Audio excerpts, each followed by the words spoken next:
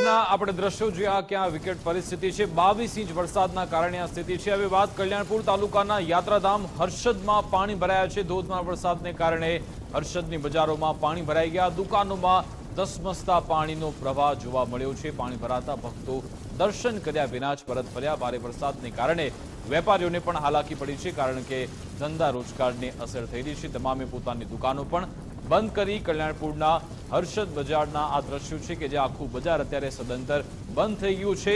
એવું કહી શકાય કે અહીંયા જળ કર્ફ્યુ લાગ્યું છે। જી હા, પાણીના કારણે એવી સ્થિતિ સર્જાઈ છે કે બધું જ બંધ થઈ ગયું છે। અહીંયા આવનાર જે ભક્તો છે તે પણ દર્શન કર્યા વિના જ પરત ફર્યા હતા। તો કલ્યાણપુરના દ્રશ્યો છે દ્વારકાના, જ્યાં યાત્રાધામ હર્ષદમાં કેવી સ્થિતિ છે તે તમે જોઈ શકો છો। તમામે તમામ અત્યારે પાણીની અંદર સમાઈ ગયા છે। આખો વિસ્તાર પાણીની અંદર સમાઈ ગયો તેવું લાગી રહ્યું છે।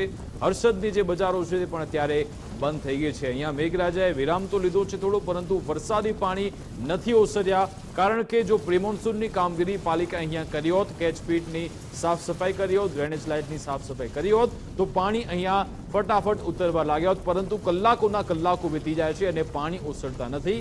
અંતે અહીંયાના સ્થાનિકો રહેવાસીઓ પરેશાન થતા હોય છે।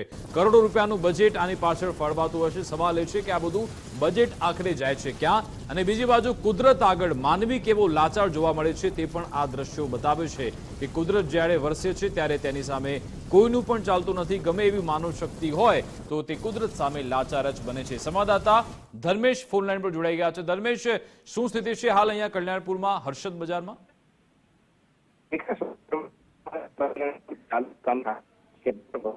કારણે બજારોમાં